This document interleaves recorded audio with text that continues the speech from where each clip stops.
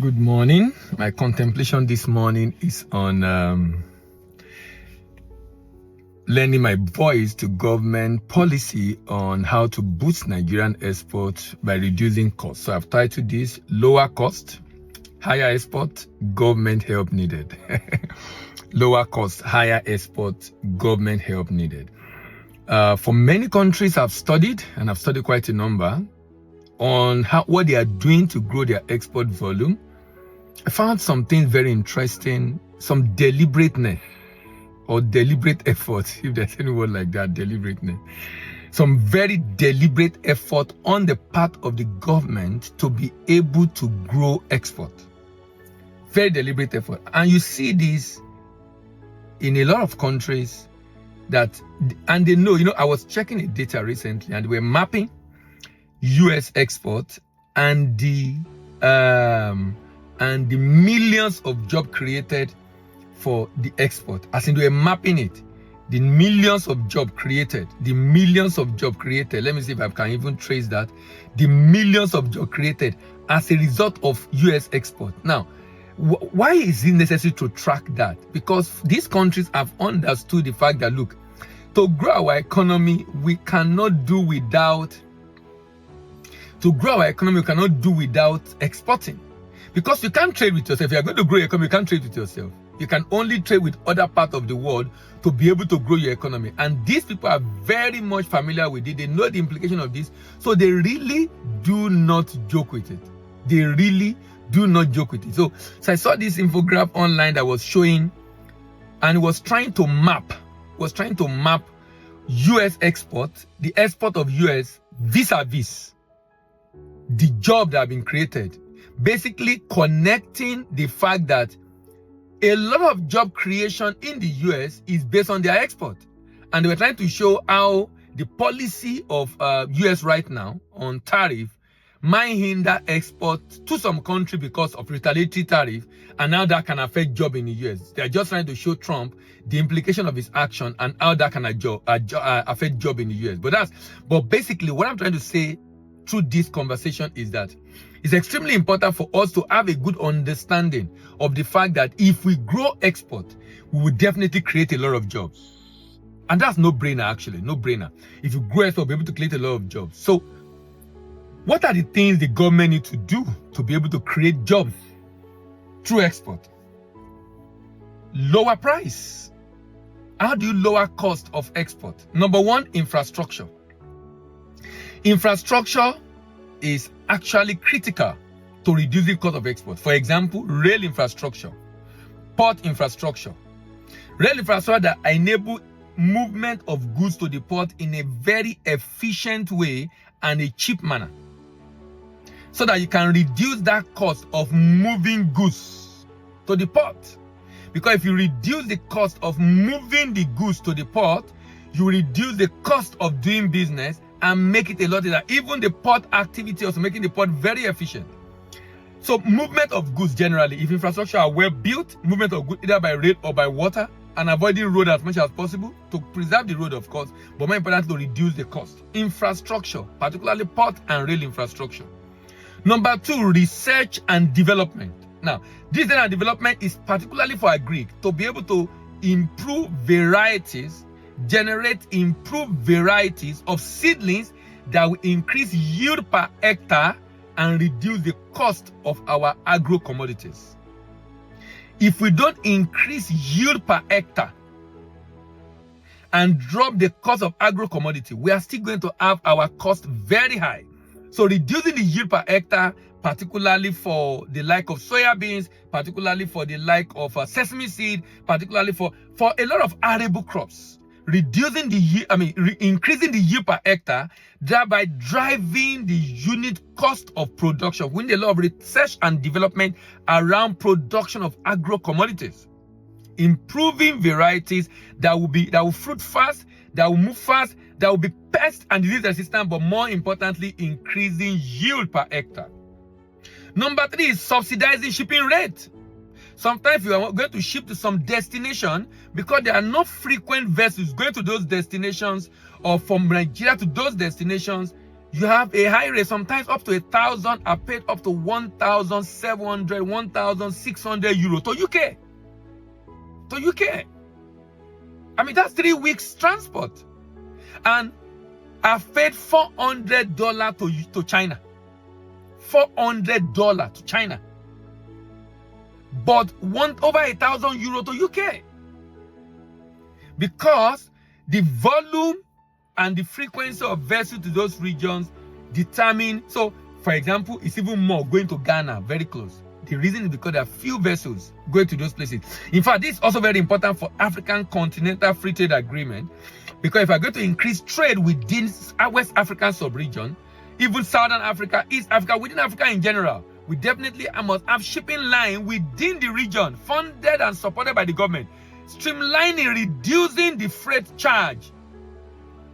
So the government can say, okay, can we give a discount and pay the shipping line every month, provide number of vessels shipped, the container number which can be tracked, so we can confirm, so we can reduce what's the name? We can reduce corruption in this context. We can track the number of vessels, the number of transport, the number of shipment, and having tracked number of vessel transport and shipment by container, and then government can subsidize. We can subsidize production, not consumption. Subsidize export to be able to reduce the cost of doing business. Streamline the export process. That's what single window is going to do. And I've spoken a lot about documentation and how to reduce this, so I will spend less time on that. Access to interest, single-digit interest loan. Nexim is doing this. The only challenge with Nexim is to find a way to reduce the requirement in a way that they will not be reckless with lending, but at the same time make it easier to access the financing. But export credit insurance is what I think must be done. Export credit insurance is what I think must be done. And the reason why export credit insurance needs to be done is to be able to ensure that if a bank is funding me, the bank perceives less risk and reduce my interest rate, thereby reducing the cost I'm doing business. Bulk purchase for exporter. Now look at what I discovered when I ship to China. I used to ship solid minerals to China, and I discovered something that government in China have registered trading companies that the government funded. Now, so they identify critical raw materials that the manufacturers need. Critical raw material that the manufacturers need, that particularly those exporting. So what they do is they mop up those raw materials and ensure they have it in abundance. That does two things. That make them, they can easily make it available in bulk for manufacturers and control the price to bring down the cost. You know, it's government. Now, government can easily subsidize for its people. So they purchase in large quantity. You know, sometimes that's why I say when you see a lot of things in China, you know that a lot of there's nothing you see in China today that is by mistake or by there is a deliberate effort. Everything is deliberately done to boost production, to boost export. So imagine a cocoa exporter in Nigeria or cashew nut exporter in Nigeria that cannot produce after a while because there's not enough raw material. Government can mop up and buy at the beginning of the season, mop up and buy. And that can reduce export actually. And then sell to manufacturer at a control rate that will make them profitable and make them have enough raw material. And they can be done for other products and other commodities. Because the government, you know, this is not rocket science actually, but you know, sometimes it's painful actually the way some things happen in our country. But I mean, we put this out there, you can never tell who is going to see it and be able to implement it for the betterment of our country. But the idea is this. We can do this bulk purchase. In fact, they do it for primary commodity, they do it for intermediate product. And they have reserve. They always have reserve. They always have reserve. They always have reserve. They always have reserve. And they are doing it to ensure that manufacturers at every point in time have enough raw material at a reduced rate to increase export volume. So bulk purchase by the government to be able to energy subsidies. Now, rate of power has gone up, energy has gone up, but we should subsidize energy for production. In many countries, this is being done. Because look, if the factories shut down, if they are not able to produce, they are going to let people off. It's going to increase unemployment. It's going to make the government look bad. It's going to look like the government is not doing anything. In some countries, cost of living is high, but everybody is working. Everybody can pay their bill at least. They might not have enough to save, but at least they can pay their bill. They are not hungry. They can put a roof over their head, because everybody have a job, because government ensure that everybody have a job, because government support the factory to keep producing, and for every factory hiring people, government give them more incentive, so there's more incentive for hiring people. Energy subsidy, training on cost reduction. There's so many other areas exporter can get reduction done. For example, negotiating. I did this with a shipping line recently. Negotiating. I negotiated with a shipping line and I dropped the cost by 50%. But we have done consistently with them. Before we do shipping line, we now try to focus on one shipping line and do consistently with them for a year, and they see the consistency and they were able to agree. And I'm sure if we are doing larger volume, we'll probably have reduced that cost significantly. But because we're probably not doing as much volume as some other people, that's why. But we're able to reduce it by 50%, the cost of shipping the goods abroad. So training on cost reduction for exporter will help. Public-private partnership, collaborating in. Now look at this collaboration. The collaboration, in my opinion, for this is on production. Now look at this. I went to a city in the UK, Leicester. It was a trade mission by Nigeria Business Chamber of Commerce, and we visited a particular factory. That was the first time I was seeing it, about 10 years ago. You know what they do? And I actually plan to do this also. This is one of my dreams, actually. I'm hoping to do in this country. And here is it. To set up a production plant where, if you have beans, and you want to produce bean flour, just bring your beans. We'll convert it into flour for you, package it for you. In 10 days, in 2 weeks, you come and pick up your product ready for shipment, ready for sales. Now, you don't worry about sun, you don't worry about NAFTA, you don't worry about quality, you don't worry about power. Someone is doing it for you. You focus on getting your raw material and focus on market development. Imagine how efficient the business will be. It's just two activities. Focus on raw material procurement, focus on export development. All the issue around production, don't worry yourself about it. You get that part of the value chain, give it to someone else to handle for you. All flour product, beans flour, yam flour, potato flour, all flour, because I know a lot of SMEs are doing different flour products. So you don't have to worry about that again. And then all products that require frying, plantain chips, cassava chips, potato chips, change any kind of soda that is called frying. Just bring in your raw materials. Even your packaging, we can do it for you. Those kind of things. Those are the things I'm looking at doing, because you know why this is important. If we do this, you are going to boost production and boost demand for raw material. People are going to do a lot of farming, but more importantly, you're going to increase a lot of jobs, and we're going to have enough for export. And because the factory is massive, producing for thousands of people every month, look at what will happen. It's going to drive down the unit cost.